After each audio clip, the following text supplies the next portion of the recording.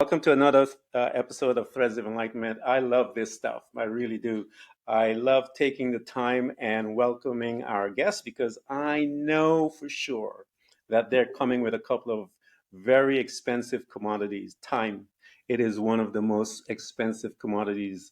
Those who do not know how to utilize them, that 24 hours that is given to every man, they get to the end of their days and realize that they haven't used anything for their benefit. And that is such a precious thing and commodity. And I want to thank Matthew for coming and spending some of it with us. The other is his journey. The journey housed who he was and made him who he is today. And that journey will allow us to see this person in power, in beauty, even though the journey housed pain and insights and all of that stuff. But it made Matthew who he is today, and we're honored to have him coming here and sharing that with us. Matthew, welcome to Threads of Enlightenment. Thank you, Ken. Thank you very much for the opportunity to be here with you and with your audience. Pleasure, man. I want you to tell the folks, because I've been telling them we are creators, man. We create by the way we process the thought that comes to us, which thoughts we choose to manifest that bring forth fruit. So, talk to us about what you have released or given birth as a result of your journey. Thank you. And I want to go back to, you said something that struck a chord in me because you talked about time. Yeah. And when I was a little kid, I learned a poem at school, very brief, but about time. And it was Yeah. about I have only just a minute, only 60 seconds in it. Didn't pick it, didn't choose it, but it's up to me to use it. Give account if I abuse it and suffer if I lose it. Yeah. Just a tiny little minute, but Yeah. eternity is in it. So Powerful. your mention of time made me remember that little poem that I learned when I was in grade school. So thank you for that. Thank you for reminding me of that and the You're gift of welcome. time and about creation. And it's so powerful that as human beings, we all know that that God is the creator, but Yeah. God allows us to create with him. And if you just think of just a couple, when they have children, that powerful experience of being co-creators with God of human life and then being stewards of creation. So in my own journey, I was created and born back a long time ago, back in 1973, small Mhm. town New England, the 10th of 13 children to my parents, to my wonderful Wow. parents, Gloria and Charles, who have since passed away. Yeah, so they had 13 children, 27 grandchildren, and then there were great grandchildren as well. And Nice. my faith background is Catholic, so I grew up in a very traditional Catholic environment. Went to Catholic school, was very close to a monastery, to monastic life, and so that's where I went to school. That close to the nuns, what we would call the nuns and the brothers, the monks. Mm. So through my parents and through that environment, I grew up all very exposed to generosity Mhm. towards giving your life for others. Right, my parents showed us that, and they had a roof not only for the 13 children, but also for other people, Yeah. friends and families, extended family that may have been going through hard times. There was always an extra bed, an extra part of the house for them. Yeah.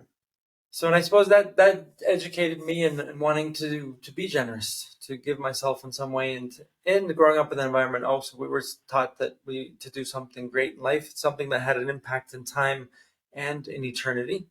And Mhm. so something strange happened because it's sort of a mix. It was sort of I had these high ideals, but at the same time I felt small. Small town New England was too small for me, and I wanted to do something bigger and better, for lack of better Yeah. words, right? And so at 18, I left home on a mission, really on a mission to serve. But I think underlying there was also a mission, just a journey of searching. I Mhm. went to search for what to do with my life because I really didn't know what to do, right? Yeah. And Yeah. so I went to seminary. I joined in the Catholic world. They have what we call religious orders. And you might be familiar with the Jesuits or the Yeah. Franciscans, Dominicans. So Mhm. I joined an international religious order, a group, and that began a journey. Now, there's two things of that. I said, yes, I wanted to do something meaningful, but at the same time, Mhm. I didn't know what I wanted to do. And so Yeah. this was sort of I suppose it was in some way it was an escape. I Mhm. wanted to find an identity. I wanted to find something meaningful, so I became part of this group, and then I was with them for 30 years. And that was fascinating because that brought me to a lot of different countries around the world. There was 10 years of training and education to Mhm. become a Catholic priest, and then 20 years of active ministry in different parts of Europe or different parts of South America. And then, and also I did time as an active duty chaplain in the Navy, Yeah. which was also fascinating, serving Marines and sailors. So now that's the big picture. The Yeah. this Along that journey, there was, because of what I said before, where I was sort of searching to find myself. Um, and I like to use the story of the prodigal son who left home on a journey. He looked into the horizon. He said, "I want to do something," and he left. Right. And so Mhm. I went on a journey. I looked over the horizon. I want to do something meaningful, but I also want Yeah. to find myself in the process. And I got lost in the process. Yeah. Even though I was doing something so meaningful and transcendental and had so many powerful experiences, I disconnected from myself. And I want to say something. When you were talking about the triumphant human spirit, you made me think of a philosopher that said that we are a mystery to ourselves. Mhm. We're not only a mystery to others, but we are a mystery to ourselves. And so I was on a journey to find myself, but in Yeah. that I got lost. I got disconnected because of being in ministry, being in leadership roles. I really, I began to live this facade Yeah. and to be what other people expected, or what the institutional organization expected or wanted me to be. And I slowly distanced myself from me. Yeah. And I became more and more and more and more of a mystery to myself. And then that leads in the human spirit. When that happens, and our psychology has a lot of mechanisms to kind of protect itself, but when we use too many of them, then it becomes it becomes a psychological hazard, right? Yeah. And so I became that to myself, and there was this huge internal crisis, an identity crisis, and then in disconnect from myself, and then it leads to depression, it leads to anxiety, and then it leads to the human spirit looks to find some sort of, I suppose, because of the pain, we look to find something that soothes the pain. Yeah. Right? We Yeah. all find ways to self medicate, and there might be healthy ways to soothe pain, and then there's unhealthy ways. Whether it be to open the refrigerator or the cabinet to soothe the spirit, whether it be to go to the liquor store, whether it be a drug dealer, whether it be the internet or buying or going to the shopping malls, any sort of behavior that we look to impulsively soothe the pain, Yeah. which increases the pain, Yeah. right, and increases that vision, and that happened to me, right, and oftentimes that can happen because of how important our sexuality is to us. It can Mhm. also that can our disordered sexual expressions can be a one way that a lot of people look to soothe the pain. And so Yeah. that's sort of what happened to me, since I was in a very lonely, painful space, to look to towards the pornography and other things to sort of. But what that did to me, and I in a committed life to celibacy and chastity, well, it created a lot of more guilt, a lot more shame around that. So it was this negative spiral, of, which went on for a long time. But on the outside, I was trying to show that I had it all together, right? Yeah. Yeah. It's always the and case. Right, and for years, right, but I really my life was falling apart and became quite a mess, internally, and I was just like, I suppose a term I use is, I was still trying to play the music as the ship was sinking, right, and I was trying to make it work, and then it got to a point. I was in Rome at this time, and I had a high profile job, and I got released from this job Yeah. for a lot of political and twisted reasons that are just part of organizations. Yeah. And and that was very hard for me. But at the same time, it was a ticket to freedom. Yeah. It See, was let a me let me ticket. let me tell you something, Matthew. I believe Yeah. we call those things in because let me explain. deep inside you, when you had that dichotomy going on, the you in you was crying out, I need to find out what's going on. I need to reconnect.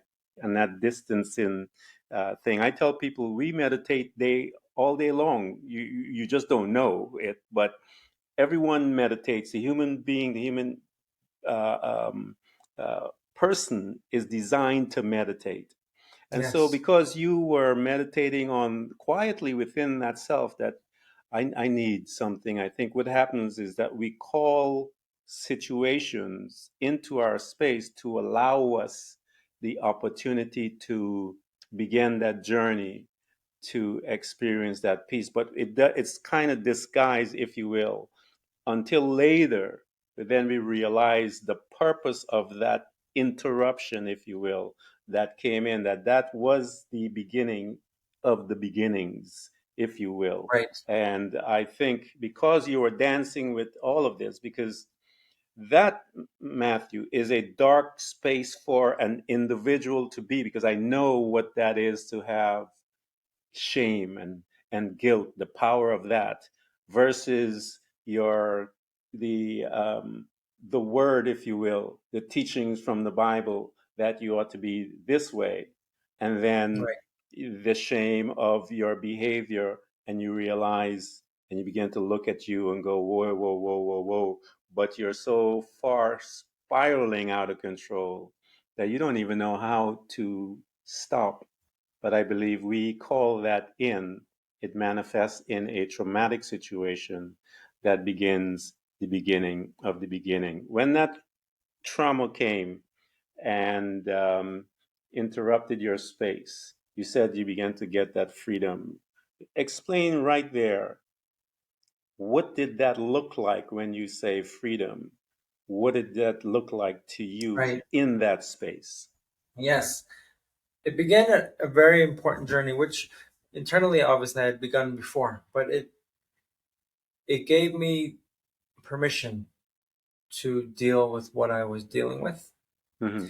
and to, I suppose, at this point, to really just to begin to take down the mask, to take down the Yeah. facade. Yeah. To really, it's a moment of truth, of dealing, and I'm going back to we are a mystery to ourselves. It's a moment Yeah.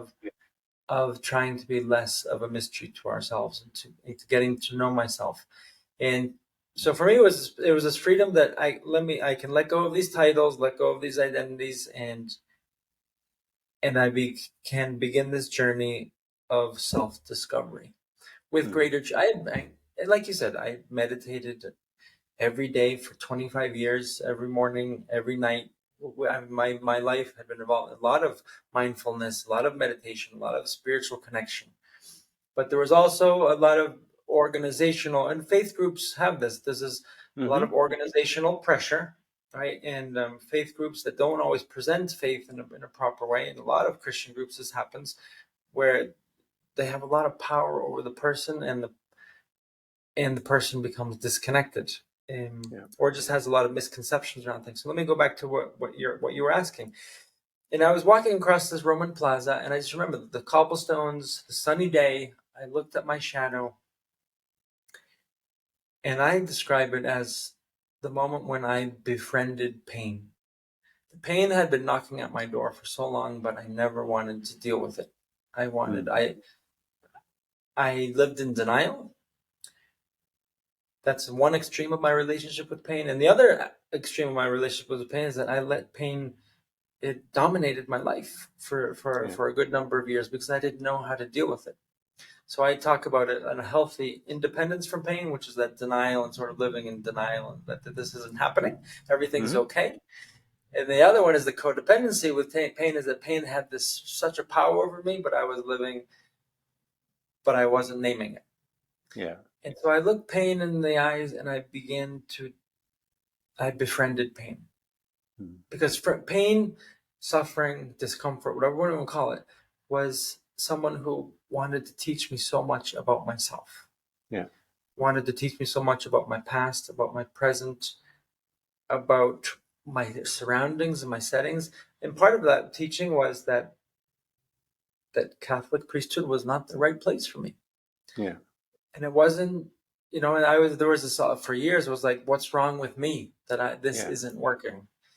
But it was like, you're just in the wrong place. But I had to Mhm. reconcile a lot of things psychologically, emotionally, theologically around this reality of that. Well, this isn't my right place. Well, then what is my place? And then who am I? Yeah. Right. So pain and that moment of freedom, it allowed me then to begin really a journey of great intimacy with myself. I started a therapeutic journey. I went to inpatient care because I had 25 years of stuff built up, or Yeah. more Yeah. than that. If we go back to my younger age, my younger days, and I needed a safe place where I could deal with this, where there wasn't these spiritual and theological and organizational and other types of pressures that that I had to be a certain way. I just let's have an encounter with Matthew.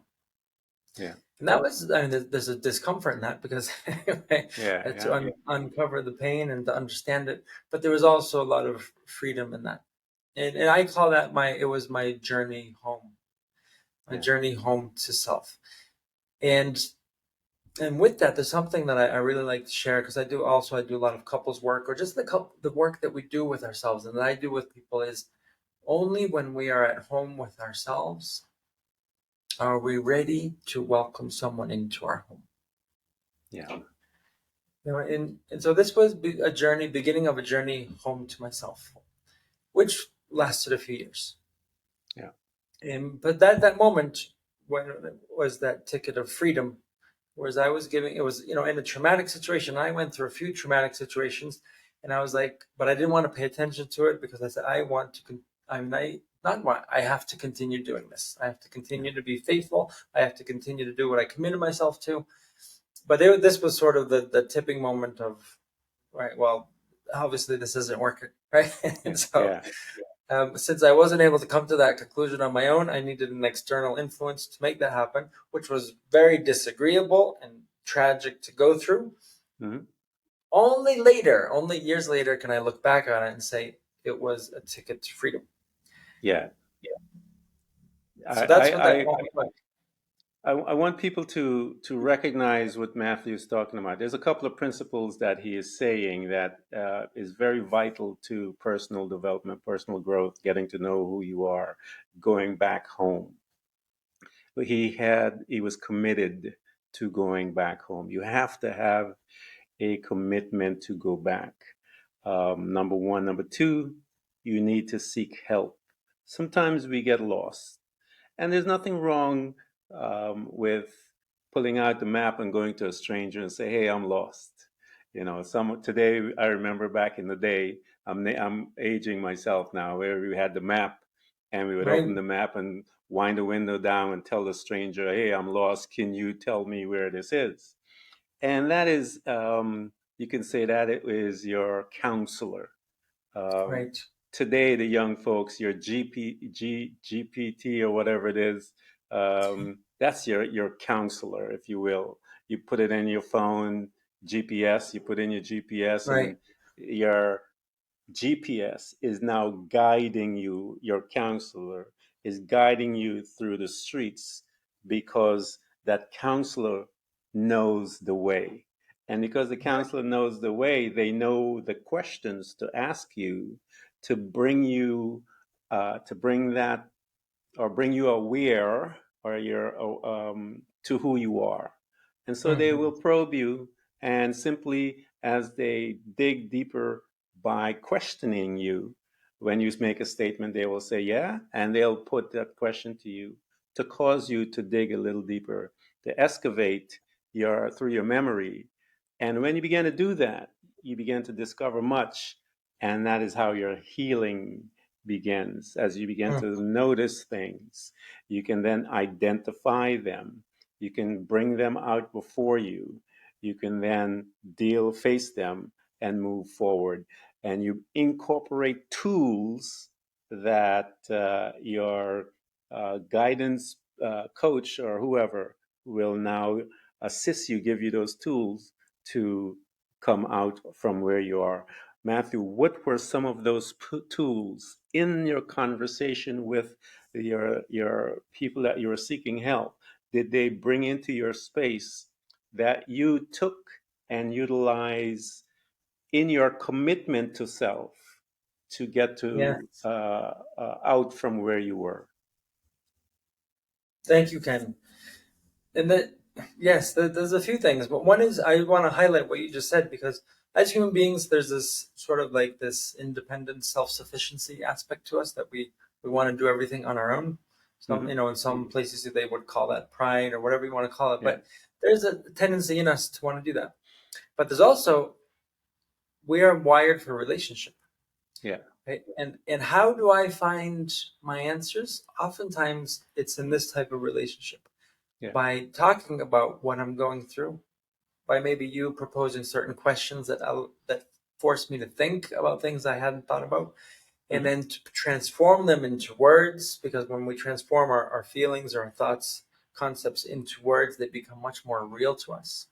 Yeah. So oftentimes when we don't have this, we get stuck in our heads, right? Hmm. And then we get confused. Then we are our greatest allies, but we're also our greatest enemies, because we then begin to tell ourselves different lies, and we begin to avoid certain things, right? And so, not intentionally, but we're kind of, but we can do that to ourselves.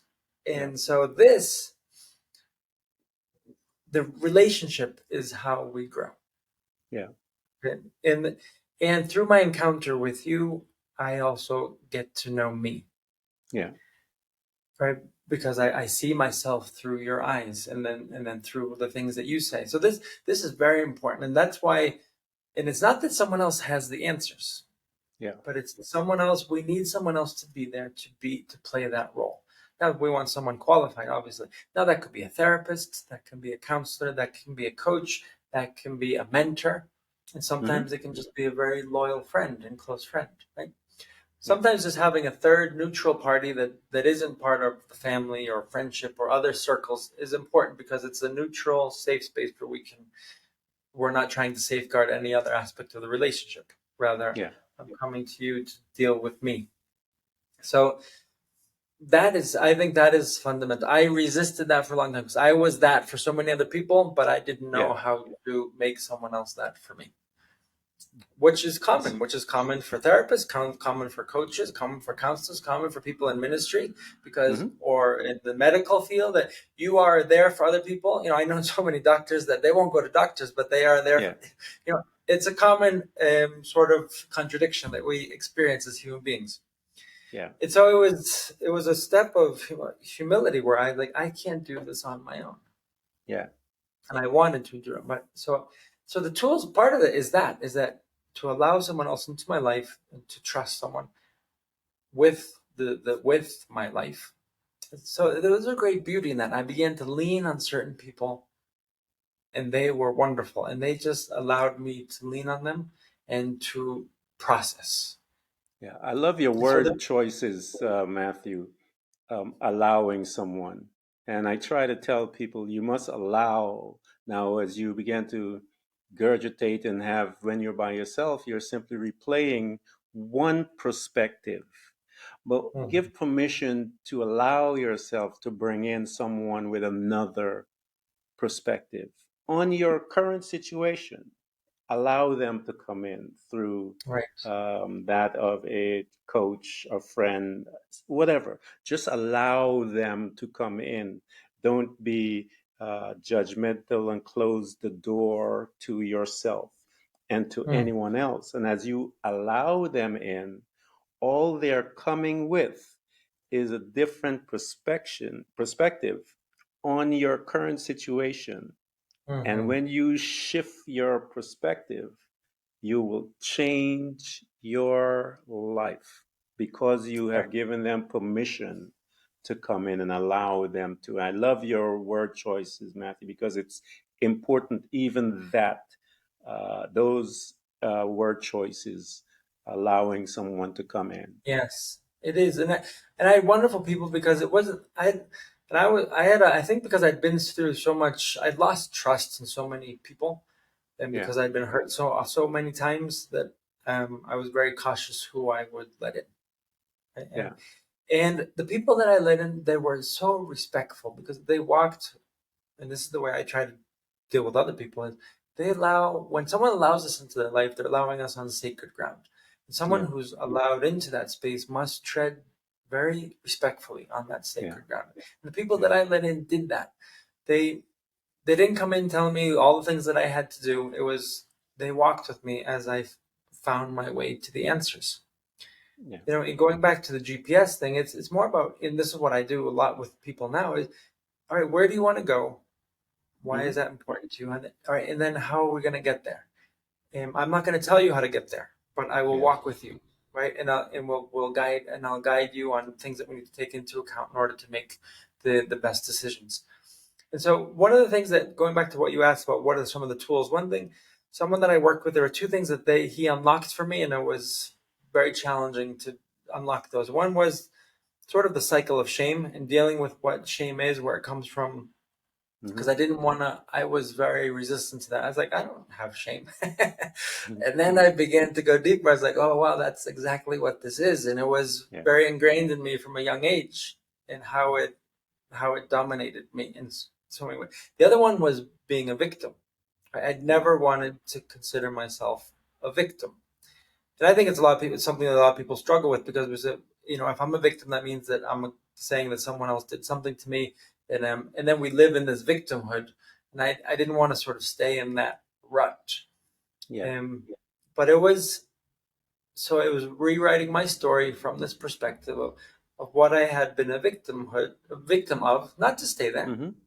but Yeah. to really honest, to name things, to claim things, right, and then to place the blame where it has to be, rather than placing it all on me, Hmm. and then to reframe my life around this. And it wasn't about getting rid of my responsibility, but taking responsibility for what's mine.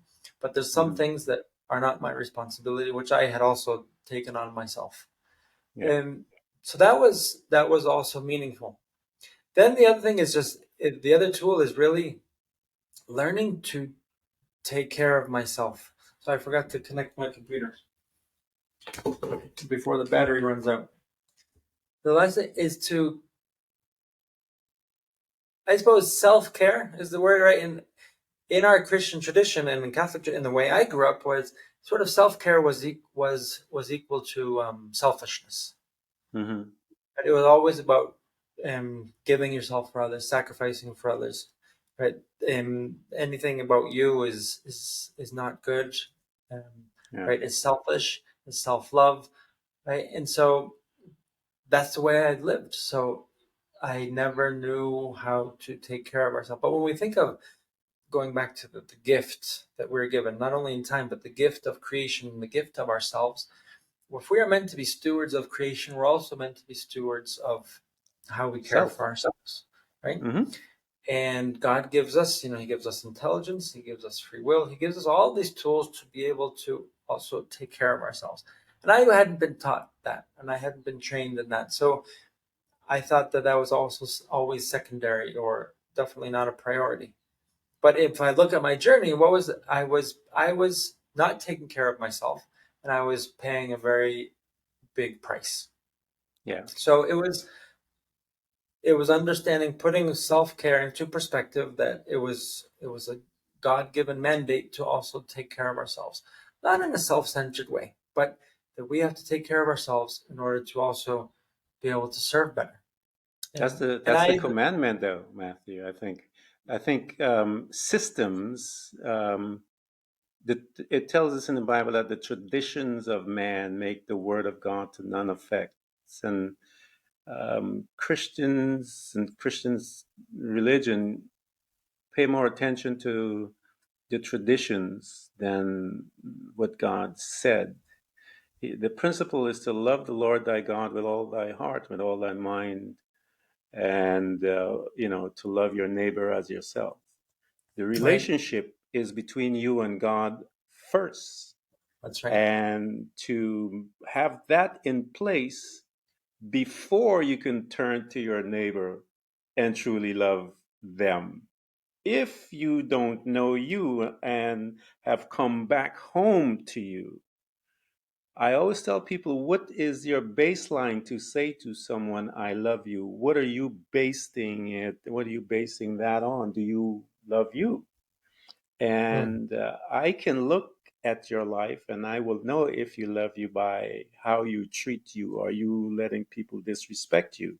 Are you letting people, you haven't put boundaries in place to govern uh, relationships with yourself and with others. Jesus went away by himself early in the morning so that he can deal with himself first. He Right. went and did all of his prayer before he even touched anybody else. And so, and we look at that Jesus as one of the givers on this planet, and he took care of himself first before he went back and deal with everybody else. That's right. And but when we get into systems, Mm. systems kind of put a guilt trip on us that no, you're not supposed to do it that way. You got to take care of them first, put yourself on the burner. And next thing you know, you're suffering from burnout. You don't know who you are. Depression comes in, and all Mm. of those other things come in because you haven't sat down with yourself. You haven't gone home. And so that's the piece that we have to do. Go home, man. It's important, That's right. Yes. you know, Yes. And that commandment, love the Lord your God, but then love your neighbor. We as oftentimes yourself. forget about as yourself, which is that Yeah. measuring stick, right? Yes. Yeah. Mm. And that's God was Jesus was so wise when he said that, because he's like, well, I know that will be a measuring stick that's tangible to these people, is how they love themselves, right? Then Yes. that's so. But oftentimes, organizational religion has then put this Yes. focus on loving others and then not Others. loving yourself.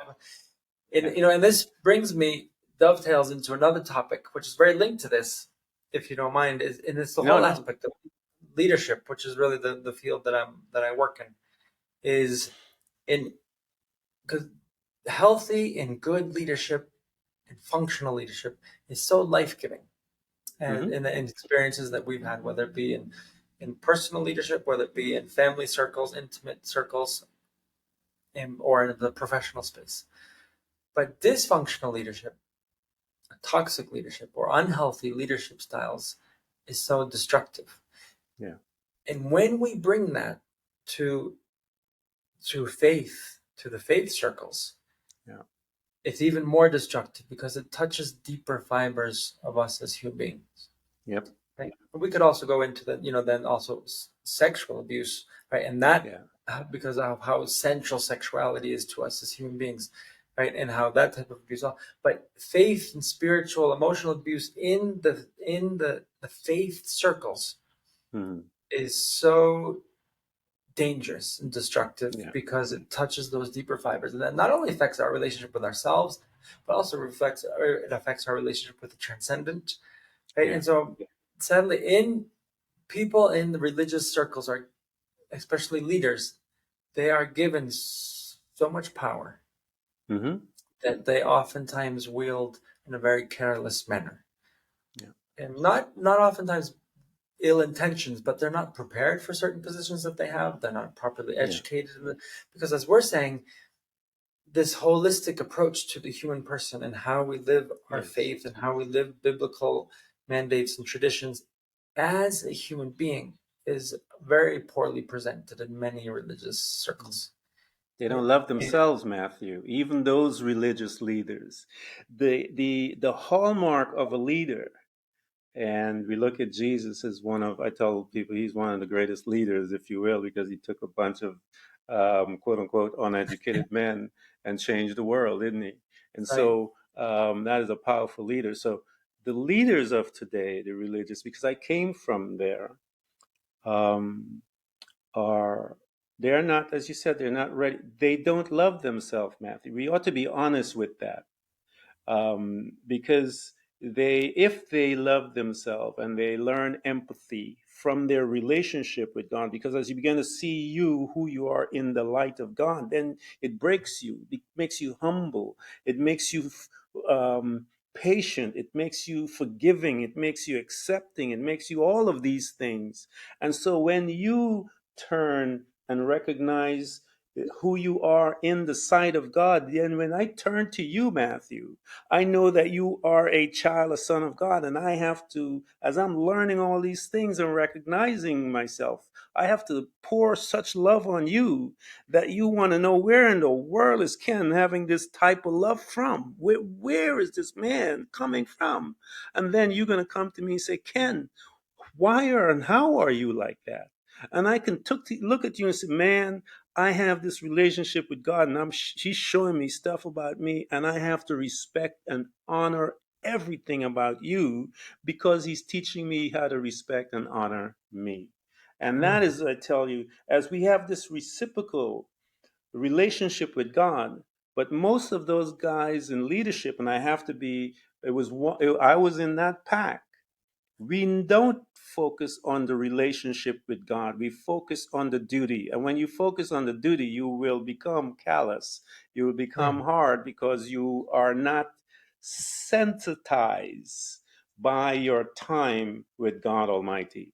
You Right. become desensitized because you're um, task focused and not Right. relationship focused. And we need to have a conversation, Matthew, with the leaders about this behavior because it is destroying the spirits of men and women around the world.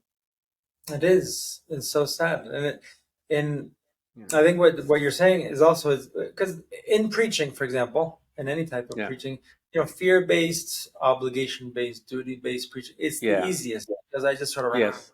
I just Yeah. all Yeah. right. Yes.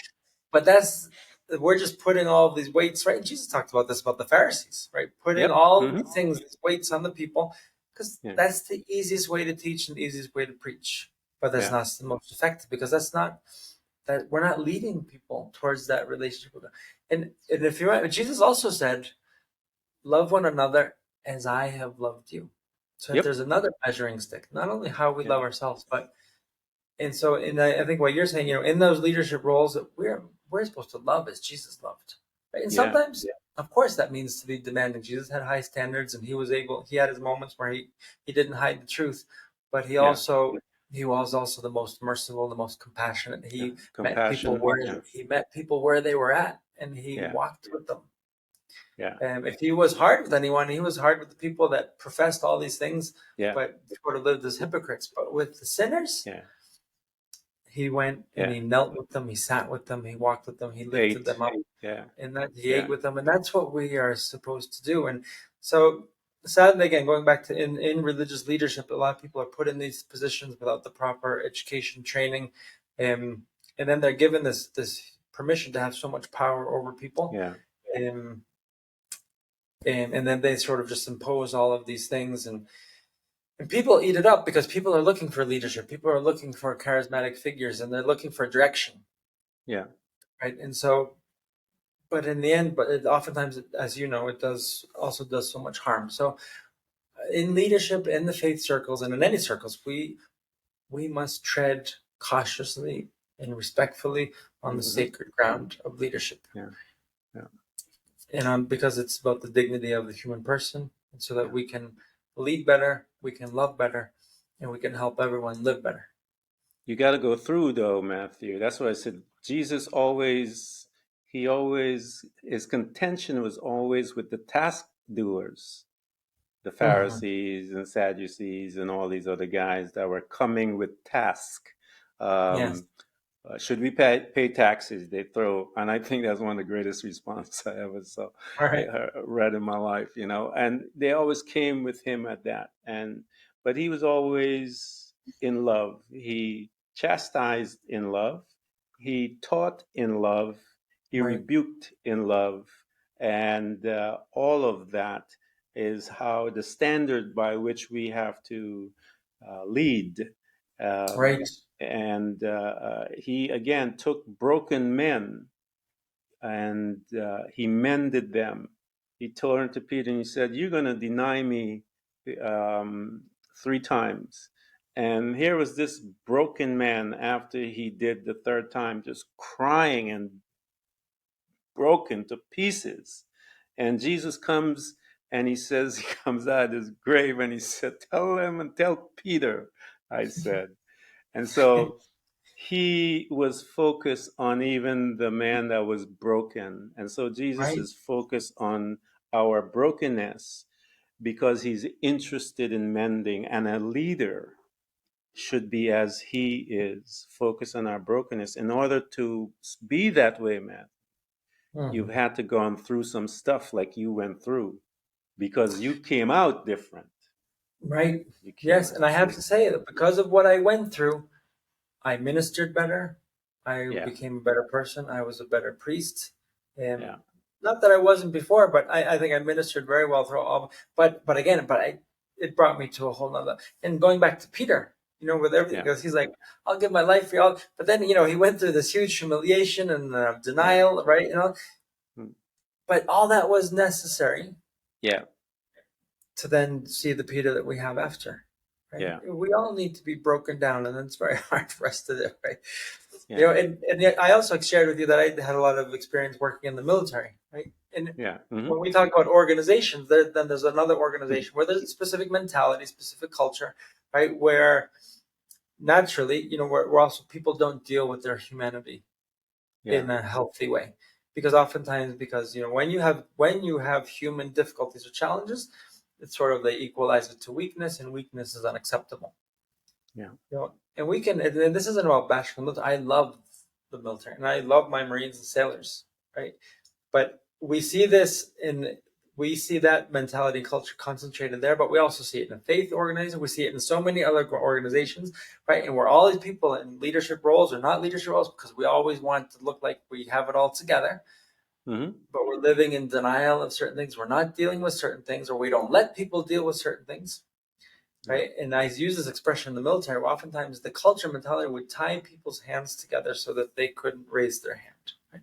yeah, Because you can't go see a therapist, you can't talk to the chaplain, you can't do this, you can't do that, because it's gonna make people think that there's something wrong with you, or there's something weak. But it's gonna make people think that you're human and yeah, that you have the courage to deal with your humanity.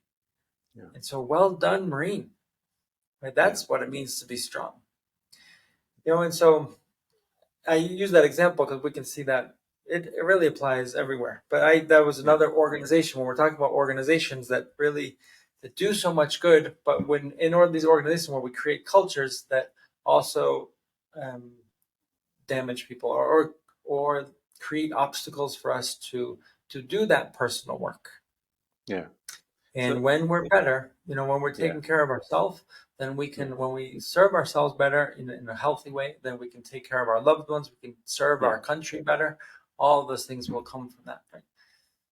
Care for yeah, your humanity will care for you. yeah. Right? I Care love, for Matthew, I love your choices of words of how you express yourself, and those of you that are listening to us that are even in leadership, because Matthew's story was leadership and playing the role. We usually start out playing the role, but we lose our way. We're people, just like um, Matthew's talking about, and all of you leaders out there that are listening to us, whether you're in a religious system or you're at a company, you have your own entrepreneur business, you are a leader. And yeah, everyone, actually, I am a leader of my life, Matthew's a right, leader of his life, and so we are all leaders. And so we get into these space and these entities that we have to play the part. But when the curtain has dropped and we are by ourselves, stuff begins to creep in, like Matthew talks about, things that we didn't deal with, shame, depression, all of these other things, that thoughts that we are allowed to give permission to grow in our beings and cause us to lose our way. I want you guys to get in touch with Matthew. Why? Because he has been through all of that, man. He knows the ropes, if you will.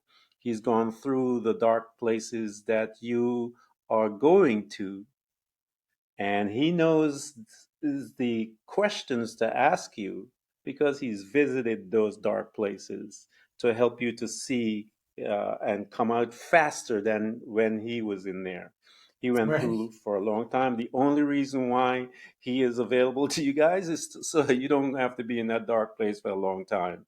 And I want you guys, I'm going to provide all the stuff for you guys to get to Matthew. We haven't even touched the surface. And as from the conversation, you guys can feel the wisdom and the empathy, the compassion that is coming from him because he understands that you need to find your way home. And he wants to help you get there because when you get home, man, guess what? You can relax. You can enjoy yourself. And that's why everybody wants to get back home. When you, in a natural sense, you want to get home from your busy day so that you can relax and enjoy yourself. I got Matthew that can help you to get home, guys. And we're going to provide all those things for you. So, Matthew, I want you to talk to us about you have someone that showed up at your office. You've been talking to them for a while, trying to guide them home, and they've just been a difficult one for you. But you've learned patience because you learn patience with yourself. You've learned all these things, and you're having your conversation with someone. Invite us into that space when that person begins to the lights, if you will, are beginning to get brighter, brighter in their eyes and their spirit, and you begin to notice it, and you're seeing the transformation, if you will, Mm. from one perspective of them letting loose of that old one and beginning to allow the new perspective to come in and make some changes. Invite us into that space and walk us through one of those that you had a privilege and honor of experiencing. Right. Thank you. There's so many moments, right? In ministry, your question just brings me back to so many moments talking to the Marines and sailors, right? And then also in my coaching work now. Yeah. The I approach someone obviously going back to that great respect for the person, but with conviction that they have the answers inside of them.